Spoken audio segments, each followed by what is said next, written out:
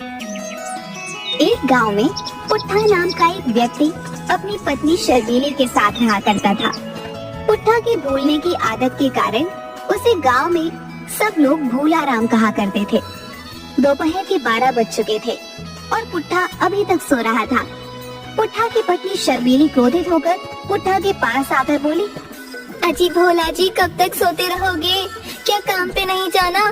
3 घंटे से उठाने का प्रयास कर रही हूँ, लेकिन तुम्हारी नींद है जो खुलने का नाम ही नहीं ले रही। शर्मीली की आवाज सुनकर पुट्ठा की आंखें खुल गई और हड़बड़ाता हुआ उठकर इधर उधर देखने लगा। अजी ऐसे क्या देख रहे हो? अपने ही घर पर बैठे हुए हो आप? वो तो सब ठीक है, लेकिन मैं कहाँ पर हूँ? जाहिर सी बात है, कल रात आप अपने ही घर पर सोए थे, तो अपने ही घर पर उठोगे ना, जंगल में तो उठोगे नहीं। अरे याद आया, ये तो मेरा ही घर है। लेकिन तुमने मुझे इतनी सुबह सुबह क्यों उठा दिया? जरा आकाश की तरफ भी नजर दौड़ा लीजिए, आपको पता लग जाएगा कि दोपहर के 12 बज गए हैं। सुबह हुए 6 घंटे हो चुके हैं। बड़ी मुश्किल से मंगत भैया के यहाँ बड़ी मिन्नतें करके तुम्हें काम पे लगवाया था, और जब से तुम्हें काम पे लगवाया है तब से एक बार भी तुम समय से काम पर नहीं पहुँचे। हाँ, तुम सही कहती हो। मैं तो भूल ही गया कि आज मंगत भैया ने मुझे सुबह 8 बजे ही काम पर बुलाया था। मैं जल्दी से तैयार हो जाता हूँ, तुम नाश्ता लगा दो। नाश्ता करके क्या करेंगे? अब दोपहर के 12 बज गए हैं, अब तो भोजन ही करिए। पुट्ठा तैयार होकर भोजन करने बैठ गया, मगर भोजन देकर उसका मूड खराब हो गया। अरे मैंने तुमसे कितनी बार कहा है शर्मीली कि मुझे दोपहर के समय अरहर की दाल पसंद नहीं है। तुमसे मैंने चने की दाल बनाने को कहा था भाई। आप कब से चने की दाल खाने लगे? आपका तो चने की दाल खाने से पेट खराब हो जाता है ना। अरे लगता है मैं फिर भूल गया है। मुझे तो अरहर की दाल बहुत पसंद है। गलती हो गई है, क्षमा कर दो। कल से मैं सुबह 8 बजे ही आ जाऊंगा मंगत लाल भैया। अरे ये क्या कह रहे हैं आप? अभी तो आप अपने घर पर ही हैं। मंगत भैया के यहाँ अभी गए ही नहीं आप। जब वहाँ पहुँच जाना तब उनसे अपनी गलती की क्षमा मांग लेना। पुट्ठा खामोशी से भोजन समाप्त करते हुए अपनी पत्नी शर्मीली से बोला, दाल तुमने वाकई बहुत स्वादिष्ट बनाई है शर्मीली, हमेशा की तरह। लेकिन हमेशा की ही तरह तुम मुझे आम का अचार देना तो भूल ही गई है। अरे इस कटोरी को गौर से देखिए, आपने दाल कम और आम का अचार ज्यादा खाया है। अच्छा, ऐसी बात है। तभी मैं सोचूं कि प्याज इतना खट्टा क्यों लग रहा है। ये अचार था। अब मुझ पर एक एहसान करेंगे आप? जल्दी से काम पे जाइए, नहीं तो भूल जाऊंगी कि आप मेरे पति हो और मैं आपकी पत्नी। पुट्ठा चुपचाप मुस्कुराता हुआ अपने घर से बाहर निकल गया। वह कुछ दूर ही पहुंचा था कि तभी गांव का मुखिया पुट्ठा की ओर देखने लगा और बोला, क्या हाल है पुट्ठा? आज सुबह सुबह ही काम पर जा रहे हो? जी मुखिया जी, मंगत भैया ने सुबह 8 बजे ही काम पर बुलाया था, इसीलिए सुबह जल्दी उठकर मैं काम पर जा रहा हूँ। आजकल उनका काम बहुत तेजी से चल रहा है। लेकिन अभी तो सुबह के 7:30 ही बजे हैं। आधे घंटे पहले क्यों जा रहे हो भाई? समय से पहले पहुँचना तो अच्छी बात होती है मुखिया जी। तभी मुखिया के बगल में बैठा हुआ बल्ली मुस्कुराता हुआ बोला, अरे मुखिया जी, क्यों टांग खींच रहे हैं पुट्ठा जी की? पुट्ठा जी, मुखिया जी आपकी टांग खींच रहे हैं, क्या आपको इस बात का आभास नहीं है? मुखिया जी की तो मजाक करने की पुरानी आदत है। तो फिर अपने घर वापस चले जाओ और 2 घंटे बाद काम पर जाना। लेकिन क्यों? क्योंकि अभी तो सुबह के 5 बजे हैं। मंगत भैया तो सो रहे होंगे। सुबह सुबह अगर उन्हें उठा दोगे तो वो तुमसे नाराज हो जाएंगे। हो सकता है तुम्हें काम से ही निकाल दे। बल्ली की बात सुनकर पुट्ठा के चलते हुए कदम रुक जाते हैं और वह गहरी सोच में डूब जाता है। बहुत बहुत शुक्रिया बल्ली भैया, तुमने मुझे बचा लिया, नहीं तो मेरी पत्नी शर्मीली मुझे तो आज काम से ही निकलवा देती। हाँ, तभी मैं कहूँ कि मुझे नींद क्यों आ रही है। इतना कहकर पुट्ठा दोबारा अपने घर की ओर चला गया। मुखिया और बल्ली दोनों जोर जोर से हंसने लगे। अरे ये तूने क्या किया बल्ली? जब शर्मीली को पता लगेगा कि तूने पुट्ठे को बेवकूफ बनाकर घर भेज दिया है तो वो तेरी हड्डी पसली एक कर देगी। हाँ, अरे मैंने अपनी जिंदगी में बड़े बड़े भुलक्कड़ लोग देखे हैं, लेकिन इस पुट्ठा को तो अजीब भूलने की बीमारी है। ये तो कभी कभी रात को सुबह समझ लेता है और सुबह को रात। ऐसा नहीं है बल्ली, उस बेचारे को एक तो भूलने की बीमारी भी है और ऊपर से वो बहुत भोला भी है। सही कहा मुखिया जी, लेकिन आज की हरकत देखकर मुझे ऐसा लगा है कि इसे आज भूलने का फिर से बड़ा भयंकर वाला दौरा पड़ा है। अब जल्दी से यहाँ से चला जा बल्ली, कुछ देर बाद शर्मीली यहीं पर आती होगी। हाँ अब सही कह रहे हो मुखिया जी, मैं चला। इधर पुट्ठा को वापस घर आता देख शर्मीली क्रोधित होकर बोली, अजी अब क्या हुआ, वापस क्यों आ गए? क्या आज काम नहीं लगा? तुम तो कह रहे थे मंगत भैया ने सुबह सुबह 8 बजे ही तुम्हें बुलाया था। कहीं मंगत भैया ने तुम्हें काम से तो नहीं निकाल दिया? शर्मीली, मैं तुम्हारी इस आदत से तंग आ चुका हूँ। एक तो तुमने मुझे सुबह 5 बजे ही उठा दिया और ऊपर से नाराज हो रही हो। ये तुमसे किसने कहा कि इस वक्त सुबह के 5 बजे है? बल्ली भैया ने। आज मैं इस नास पीटे बल्ली की खबर लेकर ही रहूंगी। मैं आपसे तंग आ चुकी हूँ सच में। सच तो ये है कि आपने मेरा जीवन बर्बाद कर दिया। अरे उसने आज आपको दोबारा मूर्ख बनाया है। क्या मतलब? मतलब ये कि अभी इसी वक्त चुपचाप काम पे चले जाओ।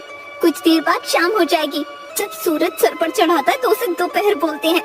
सुबह के 5 बजे के वक्त सूरज नहीं निकलता। अरे ये तो मैं भूल ही गया।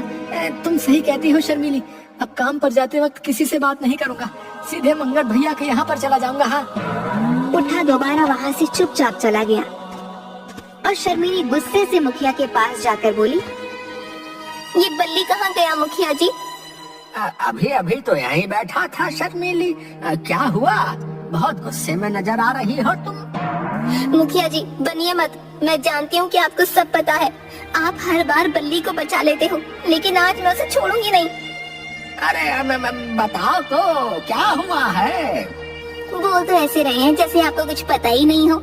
उसने मेरे पति को दोबारा बेवकूफ बनाकर घर पर भेज दिया। अरे शर्मीली, अब गुस्सा खत्म भी करो। हैं?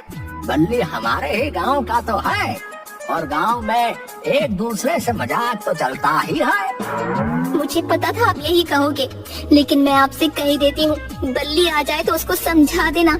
अगर उसने दोबारा कभी मेरे पति को मूर्ख बनाया तो मैं अब आपके पास शिकायत लेकर नहीं आऊंगी।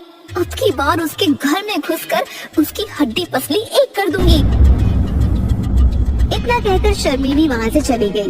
उधर पुट्ठा काम पर पहुँच गया, मगर उसने देखा कि मंगत लाल के ईंटों के भट्टे पर सन्नाटा छाया हुआ था। मंगत लाल कुर्सी बिछाए अपने साथी संपत के साथ गप्पे लड़ा रहा था।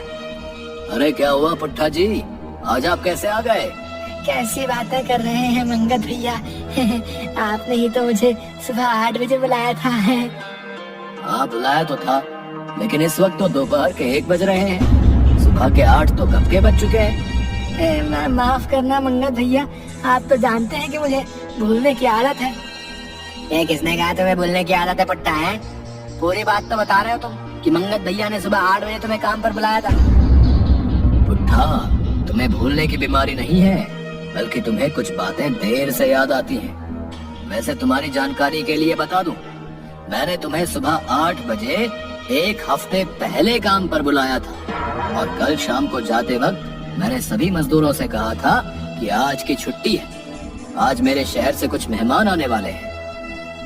मंगत लाल की बात सुनकर पुट्ठा क्रोधित हो गया और गुस्से से बड़बड़ाता हुआ बोला, क्या आज की छुट्टी थी और मेरी पत्नी शर्मिली ने मुझे सुबह ही काम पर आने के लिए जगा दिया। आज मैं अपनी पत्नी शर्मिली की खबर लेकर आऊंगा। अरे पुट्ठा जी, इसमें आपकी पत्नी शर्मिली की क्या गलती है? आप तो उसे बताना ही भूल गए होंगे कि आज काम की छुट्टी है? बिल्कुल सही कहा संपत भैया, ये बात भी मैं अभी कुछ देर पहले ही भूल गया। कोई बात नहीं पुट्ठा, अब तुम घर जाओ, कल आराम से काम पर आना, मेरे मेहमान आने वाले होंगे। मंगत लाल की बात सुनकर पुट्ठा चुपचाप वहाँ से चला गया। पुट्ठा के जाते ही एक कार मंगत लाल के पास आकर रुकी कार में से एक व्यक्ति बाहर निकलकर खड़ा हो गया। मैं तुम्हारा ही इंतजार कर रहा था यश। तुम हमारी गैंग के लिए बरसों से काम कर रहे हो मंगतलाल। इतने सालों में किसी को कोई शक नहीं हुआ कि तुम हमारी गैंग से जुड़े हुए हो। मुझे सिर्फ पैसों से मतलब है यश जी, और पैसों के लिए मैं कुछ भी कर सकता हूँ। गांव में ये शराफत का चोला ओढ़ कर रखना ही पड़ता है, नहीं तो गांव के लोग शहर वालों से ज्यादा खतरनाक होते हैं। लाठी डंडों से ही पीट पीट कर मार डालते हैं। मैं आज तुम्हारे लिए बहुत खास काम लेकर आया हूँ। तुम्हें अपने ही गांव के मुखिया को उसके परिवार सहित बम से उड़ाना है। तुम्हें इस काम के लिए 10 करोड़ मिलेंगे। क्या 10 करोड़ एक मामूली मुखिया के लिए? ऐसा क्या खास है मुखिया में? वैसे तो कोई खास बात नहीं है मुखिया में। दरअसल मुखिया की शहर में 200 बीघा जमीन पड़ी हुई थी, जिस पर काफी वर्षों से मुकदमा चल रहा था। कुछ दिन पहले मुखिया उस मुकदमे को जीत गया और मुखिया की ऑपोजिट पार्टी ने मुखिया को मुखिया के परिवार सहित मरवाने के लिए अच्छी खासी रकम पेश की है। मुखिया के मरते ही उस जमीन की दावेदार मुखिया की ऑपोजिशन पार्टी हो जाएगी। लेकिन 200 बीघा जमीन की कीमत तो करोड़ों में होगी। मुखिया की जमीन हाईवे के बगल में है मंगतलाल। उसकी कीमत करोड़ों में नहीं बल्कि अरबों में है। तुम्हें इस काम के लिए 10 करोड़ रुपए ऑफर किए गए हैं। मैं कोई कच्चा खिलाड़ी नहीं हूँ यश। सिर्फ 10 करोड़ 25 करोड़ रुपए से कम में नहीं मानूंगा मैं। नहीं तो तुम अपना काम किसी और से करवा सकते हो। मुझे पता था मंगतलाल कि तुम एक नंबर के लालची व्यक्ति हो, और मुझे ये भी पता था कि तुम इस काम के लिए 25 करोड़ रुपए ही मांगोगे। लेकिन मत भूलो, मैं चाहता तो तुम्हें नहीं बताता कि आखिर मैटर क्या है।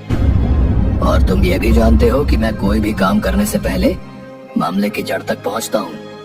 ऐसे ही अब तक कानून की नजरों से बचता हुआ नहीं आया हूँ मैं। पिछली बार शहर के सबसे बड़े बिजनेसमैन राजन कसाना के घर पर बम ब्लास्ट मैंने ही करवाए थे। आज तक पुलिस उसका सुराग नहीं लगा सकी। कॉन्फिडेंस होना अच्छी बात है मंगतलाल, लेकिन तुम अब ओवर कॉन्फिडेंट हो रहे हो। मत भूलो कि पुलिस आज भी तुम्हारे गांव की सीमा के आसपास घूमती रहती है। और वो मेरे गांव की सीमा के आसपास ही घूमती रहेगी, मुझ तक नहीं पहुंच पाएगी।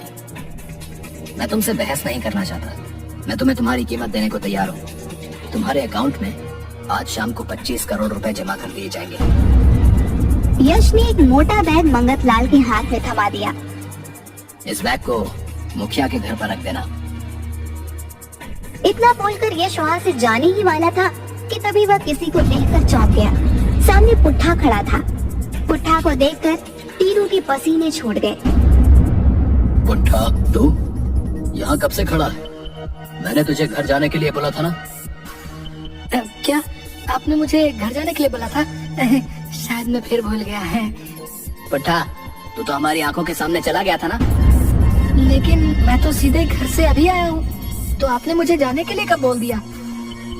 कभी कभी तो ऐसा लगता है मंगत भैया कि पुट्ठा को जान से मार दो। हाँ। ये नमूना कौन है? इसने तो हमारी सारी बातें सुन ली होंगी। ये हमारे लिए खतरा है। पागल मत बनो, ये मेरे ही गांव का भुलक्कड़ पुट्ठा है। इसे भूलने की आदत है। तभी मंगतलाल के दिमाग में एक विचार तेजी से कौंधा। वह बम वाला वही बैग पुट्ठा को पकड़ाते हुए बोला, पुट्ठा, तुम काम पर कल से आना, आज नहीं। और हाँ, इस बैग को मुखिया जी के घर याद से दे देना। तुम्हें याद तो रहेगा ना? जी बिल्कुल मंगत भैया, मैं इस बैग को बल्ली के घर दे दूंगा। बल्ली के घर में नहीं पुट्ठा, मुखिया के घर पर दे आना। इस बात को मत भूल जाना, नहीं तो मैं तुम्हारी पत्नी शर्मिली से तुम्हारी शिकायत कर दूंगा। शर्मिली का नाम सुनते ही पुट्ठा के माथे पर पसीना आ गया। जी जी बिल्कुल मंगत भैया, मैं सारी बात भूल जाऊंगा, लेकिन ये बात नहीं भूलूंगा कि मुझे इस बैग को मुखिया के घर पर छोड़ कर आना है। अब ये क्या किया तुमने मंगत भैया? इस बैग में तो बम है। ये मूर्ख बैग किसी दूसरे को ना पकड़ा दे या अपने ही घर पर ना रख दे। तुम्हें हो क्या गया है मंगतलाल? तुमने एक भुलक्कड़ आदमी को इतना खतरनाक काम सौंप दिया। तुम दोनों बिल्कुल मूर्ख के मूर्ख ही रहोगे। ये पुट्ठा है, मैं इसे बहुत सालों से जानता हूँ। ये सब कुछ भूल जाता है, लेकिन कभी भी मेरा नाम और अपनी पत्नी शर्मिली का नाम नहीं भूलता। तुम लोगों ने देखा नहीं, शर्मिली का नाम सुनते ही ये कैसे डर गया। अब ये मुखिया के घर पर बैग पहुंचा देगा और मुखिया अपने परिवार सहित बम धमाके से मर जाएगा और सारा का सारा इल्जाम पुट्ठा के ऊपर लगेगा और पुट्ठा को ये याद भी नहीं रहेगा कि ये बैग मैंने उसे दिया था। लेकिन अब करना क्या है? कुछ नहीं, तुम यहीं पर ठहरो यश। मैं और संपत पुट्ठा के पीछे जाते हैं। पुट्ठा जैसे ही इस बैग को मुखिया के घर पर देगा, मैं दूर से रिमोट कंट्रोल का बटन दबा दूंगा। चलो संपत। संपत और मंगतलाल पुट्ठा के पीछे लग गए, मगर उन दोनों ने देखा कि पुट्ठा मुखिया के घर के करीब जाकर अचानक रुक गया। मंगत भैया ने ये बैग किसके घर पर देने के लिए बोला था? ये तो मैं भूल ही गया। अगर मैं वापस गया तो मुझे बहुत डांट पड़ेगी। आज मैं किसी भी कीमत पर गलती नहीं करूंगा। हाँ, मैं एक काम करता हूँ, पहले सोचता हूँ। सोचने से मुझे जरूर याद आ जाएगा कि मंगत भैया ने ये बैग मुझे कहाँ देने के लिए कहा है। इतना कहकर पुट्ठा गहरी सोच में डूब गया। अचानक वह बड़बड़ाते हुए बोला, मुखिया जी, नहीं, मंगत भैया ये बैग मुझे मुखिया जी के यहाँ पर क्यों देने के लिए कहेंगे? मेरा ख्याल है कि उन्होंने आईजी को ये बैग देने के लिए बोला है। अरे, मुझे सब याद आ गया। हमारे गांव में पिछले कुछ दिनों से आईजी साहब कुछ पुलिस वालों को लेकर घूम रहे हैं। जरूर ये बैग मंगत भैया ने आईजी के यहाँ पर देने के लिए बोला होगा। इतना कहकर पुट्ठा सीधे गांव की पुलिस चौकी की ओर मुड़ गया। पुट्ठा को पुलिस चौकी की ओर जाता देख संपत और मंगतलाल के पसीने छूट गए। अरे मंगत भैया, ये कहाँ जा रहा है? इसे रोको। अबे पागल हो गए हो क्या? अब अगर इसके साथ हमें किसी ने देख लिया तो हमारी पोल खुल सकती है। अगर इस भुलक्कड़ ने ये बैग पुलिस के हाथ में पकड़ा दिया तो क्या होगा? यहाँ से भागने में ही भलाई है। पुट्ठा पुलिस चौकी के अंदर घुस गया और उसने वह बैग आईजी के हाथ में पकड़ा दिया। आईजी उस बैग को देखकर बुरी तरीके से चौंक गया। ये बैग तुम्हें किसने दिया? इस बार मैं बिल्कुल नहीं भूला हूँ आईजी साहब। मुझे ये बैग मंगत भैया और संपत भैया ने दिया है और मुझसे यही कहा कि ये बैग आईजी को ही देना। आईजी ने जैसे उस बैग को खोला तो उसके पसीने छूट गए। अरे, इसमें तो बम है। बम का नाम सुनते ही खलबली मच गई। पुलिस वाले पुट्ठा को अच्छी तरह से जानते थे। सर, मेरी समझ में सब कुछ आ चुका है। इस पुट्ठा को बोलने की बीमारी है। जरूर उन दोनों ने इसके बोलने की आदत का फायदा उठाकर ये बैग किसी के यहाँ पर भेजा होगा और गलती से पुट्ठा बोलकर यहाँ ले आया। और फिर हमारा शक तो पहले से ही मंगतलाल और संपत पर था। इस बैग में रखे बम ने हमारे शक की पुष्टि कर दी। चलो, इस पुट्ठा की भूलने की कोई तो आदत काम आई। सर, इसके भूलने की आदत ने ही दो बड़े बड़े मुजरिमों को शिकंजे में फंसा दिया सर। कुछ देर बाद आईजी ने पुलिस बल के साथ संपत और मंगतलाल को गिरफ्तार कर लिया। कुछ दिन बाद यश भी पकड़ा गया। आईजी ने पुट्ठा को गांव में सबके सामने सम्मानित किया और इस तरह उस समय के बहुत बड़े स्मगलर पकड़े गए और उन्हें आजीवन कारावास की सजा हो गई। और इस तरह भूला राम की भूलने की आदत ने सबकी जान बचा दी।